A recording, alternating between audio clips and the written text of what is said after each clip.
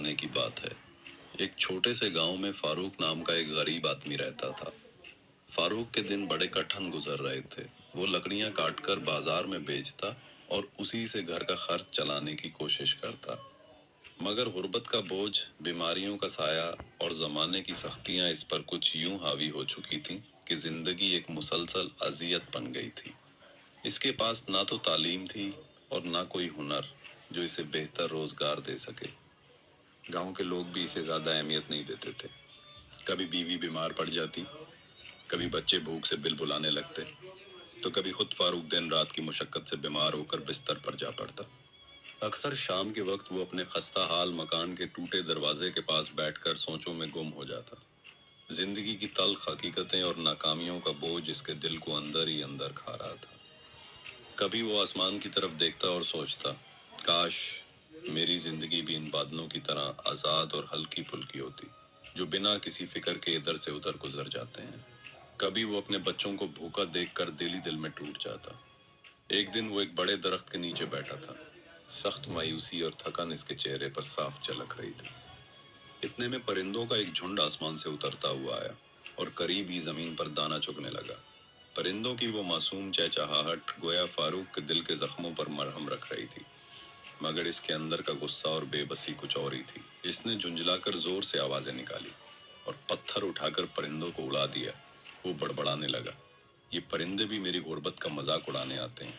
इन्हें देखकर मुझे अपनी भूख और मजबूरी और ज्यादा याद आती है। वक्त गुजरता गया। गुर्बत और महरूमी की जंजीरें इसके कदमों को और बांधती गई। यहाँ तक कि एक दिन वो इतना दिल शिकस्ता हुआ कि इसने सोचा कि अब मजीद जिंदा रहने का कोई फायदा नहीं। इसने इरादा कर लिया कि वो अपनी जिंदगी खत्म कर दे। एक दिन वो खामोशी से घर से निकला और गांव के किनारे एक खुश्क कुएं की तरफ पड़ने लगा। इसके दिल में ख्याल आया कि अगर वो इस अंधे कुएं में छलांग लगा दे तो सारी तकलीफें खत्म हो जाएंगी। मगर तकदीर के खेल बड़े अजीब होते हैं। जैसे ही वो कुएं के किनारे पहुंचा, वहां एक अजनबी दरवेश बैठा हुआ नजर आया। दरवेश की दाढ़ी सफेद थी, चेहरा नूरानी और आंखों में एक अजीब सी चमक थी। उसने मुस्कुराकर कहा, ऐ थके हुए मुसाफिर, ये क्या इरादा है तेरा? क्या तू अपनी जिंदगी की सबसे बड़ी नेमत को यूं बर्बाद करने आया है? फारूक के कदम वही रुक गए। इसकी आंखों में आंसू आ गए। इसने रोते हुए कहा, बाबा, मेरी जिंदगी दुखों और भूख से भरी हुई है। मैं दिन रात मेहनत करता हूँ, मगर मेरे बच्चों के नसीब में रोटी का एक नवाला भी नहीं। जब हर तरफ नाकामी हो तो इंसान आखिर कब तक जीता रहे? दरवेश ने निहायत नरमी से कहा, बेटे, याद रख, जिंदगी अल्लाह की अमानत है। अपनी जान खुद लेना सबसे बड़ा गुनाह है। मोमिन कभी मायूस नहीं होता। मुसीबतें इंसान के ईमान का इम्तिहान है। अगर तू सब्र करेगा और अल्लाह पर भरोसा रखेगा तो यकीन जान, अंधेरी रात के बाद सुबह जरूर तुलू होती है। फारूक हिचकिचाते हुए बोला, बाबा, मेरा दिल कहता है कि आप सच बोल रहे हैं, लेकिन ये गुर्बत और ये जिल्लत मुझे तोड़ देती है।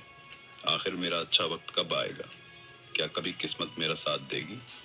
दरवेश ने गहरी मुस्कुराहट के साथ कहा, बेटे, अच्छा वक्त आने से पहले इसकी निशानियां जरूर जाहिर होती हैं, लेकिन इससे पहले तुझे अपनी एक कमजोरी बदलनी होगी। मैंने देखा है कि तू परिंदों को भगाता है, हालांकि परिंदे तो अल्लाह की रहमत की निशानी होते हैं।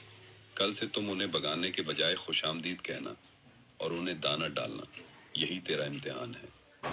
अगर तूने सब्र और भलाई इख्तियार की तो इंशाअल्लाह तेरा नसीब भी चमकेगा। फारूक ये सुनकर खामोश हो गया।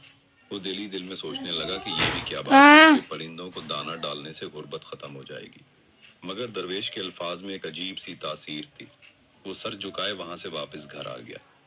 उस रात वो देर तक करवटें बदलता रहा और दिल ही दिल में फैसला किया कि अगले दिन से वो परिंदों को दाना जरूर डालेगा। अगली सुबह जब सूरज की रोशनी गांव के कच्चे मकानों की दीवारों पर पड़ी तो फारूक ने अपनी जिंदगी में पहली बार कुछ मुख्तलिफ करने का आज़म किया।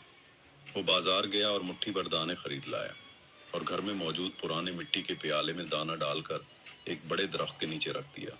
इसके दिल में अभी भी बेचैनी थी। वो बार बार यही सोच रहा था कि ये सब क्या हकीकत में कोई असर डालेगा या नहीं, लेकिन दरवेश के अल्फाज इसके कानों में बार बार गूंज रहे थे। परिंदे अल्लाह की रहमत की निशानी है, अगर तू इनकी खिदमत करेगा तो तेरा नसीब भी चमकेगा। शाम के वक्त जब परिंदों का एक छोटा सा झुंड आया तो वो डरे बगैर प्याले के पास बैठने लगे। फारूक के दिल में अजीब सी घबराहट और साथ ही नर्म सी खुशी पैदा हुई। वो उन्हें गौर से देखने लगा। जब परिंदे दाना चुगते और अपनी मीठी आवाज में चहचहाते तो फारूक के दिल को जैसे कुछ सुकून मिलने लगता। वो कुछ लम्हे उन्हें यूं ही देखता रहा, फिर सोच में पड़ गया कि शायद ये वाकई किसी नए सफर की शुरुआत है। उसी दिन इसने अपनी बीवी को ये बात बताई। बीवी ने ताज्जुब से पूछा, ये सब करने से क्या मिलेगा? क्या परिंदे हमारी भूख मिटाएंगे? फारूक ने आ भरी और कहा, मुझे भी समझ नहीं आती, मगर बाबा दरवेश ने कहा है कि यही मेरे इम्तहान की पहली सीढ़ी है, और मेरा दिल कहता है कि उनके अल्फाज में ज़रूर कोई राज है। बीवी खामोश हो गई। शायद उसके दिल में भी एक छोटी सी उम्मीद जागी थी। अगले दिन फिर वही अमल दोहराया गया। फारूक लकड़ियां काटने के बाद थोड़ी सी कमाई में से कुछ दाने जरूर खरीद कर लाता और दरख्त के नीचे रख देता। इब्तदा में ये अमल इसके दिल पर बोझ सा लगता था, क्योंकि खुद के पास खाने को मुश्किल से होता था और वो परिंदों पर खर्च कर रहा था।